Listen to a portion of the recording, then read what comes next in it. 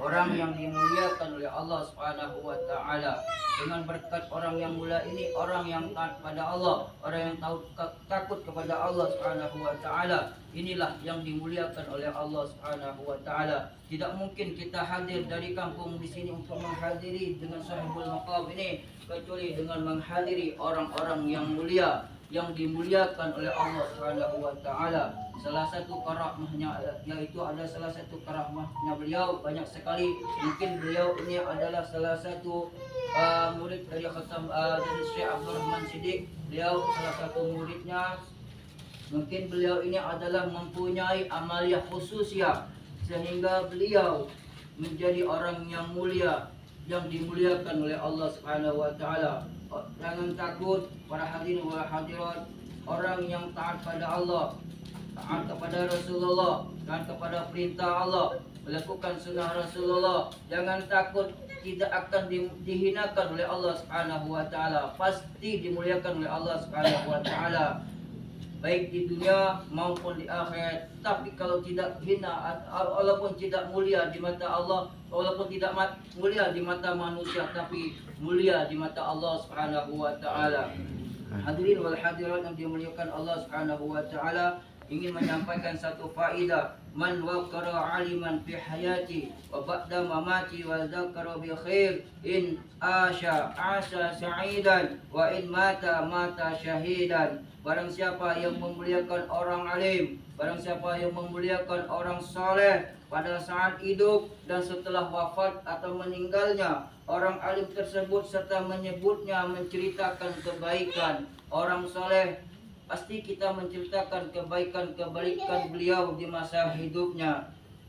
Kemudian niscaya hidup dalam keadaan bahagia jika ia meninggal dalam keadaan yaitu mati syahid. Jadi kalau kita mengingat orang yang soleh, kehidupannya baik hidup maupun sudah meninggal, insya Allah ini akan dijadikan oleh Allah Subhanahu wa taala mati dalam keadaan syahid. Amin ya rabbal alamin.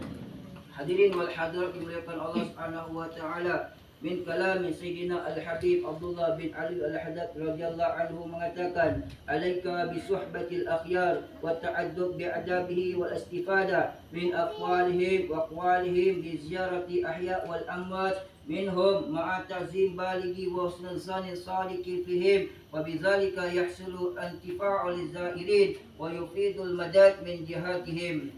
Sebagaimana dijelaskan oleh Al-Habib Abdullah, hendaklah kamu berteman dengan para ulama, beradab seperti adabnya para ulama, mengambil manfaat dari perilaku, tingkah laku dan ucapan-ucapan para ulama, orang-orang mulia, dan selalu menziarahi baik yang masih hidup maupun yang sudah meninggal.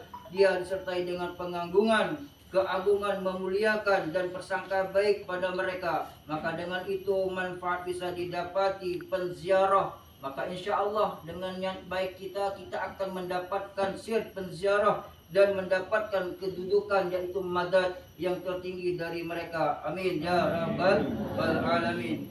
Dijelaskan lagi Al-Imam Al-Ghazali, la tafrah ila bi ziyada ilmin wa amalin bi annahu rafiqa yuhsibuka fil ghabri haitsu yatakhalluq anka aluka wa maluka wa waluduka aslika.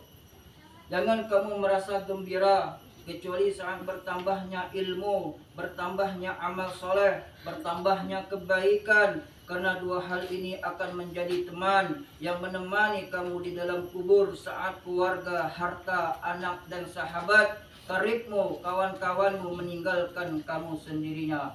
Mudah-mudahan kita di sini diberikan oleh Allah Subhanahu wa taala orang-orang yang selalu cinta kepada orang-orang saleh, cinta kepada orang-orang salafus saleh, orang-orang yang terdahulu. Mahabbatus salihin ghanimah kasiratun law dzufira insa bi wahidin minhum bika yakfi faika bikasir minhum. Ku cintakan kepada kaum soleh, aku cintakan kepada kaum soleh adalah keuntungan yang sangat besar.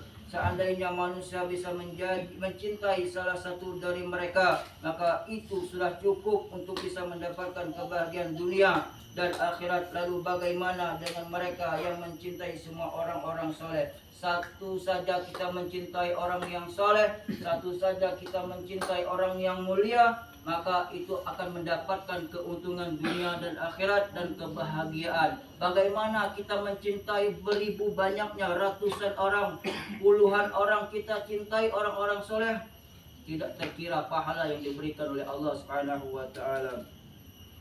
Mudah-mudahan kita hadir di sini mendapatkan sir keistimewaan, keberkahan dari sahibul maqam, sahibul karamah. Amin ya rabbal alamin. Mohon maaf apabila ada kekurangannya. Saya sedih mengingatkan bahwa inilah orang-orang yang soleh. Insya Allah mudah-mudahan kita, niat kita, walaupun kita, anak-anak kita akan menjadi keturunan yang soleh dan soleh. Bukan anak kita, tetapi cucu kita kelak akan menjadi orang yang soleh dan soleh. Walaupun anak kita tidak soleh, tapi akan mendapatkan keturunan cucu-cucu yang soleh dan soleh. Insya Allah, amin ya rabbal alamin. Berkat bapak-bapak, ibu-ibu yang sering hadir di makam aulia, makam sahibul maqam, orang mulia, insyaallah, amin ya rabbal alamin. Assalamualaikum warahmatullahi wabarakatuh. Untuk di sini para ibu-ibu, kalau yang nak berdoa, berdoalah apabila yang sudah dijelaskan.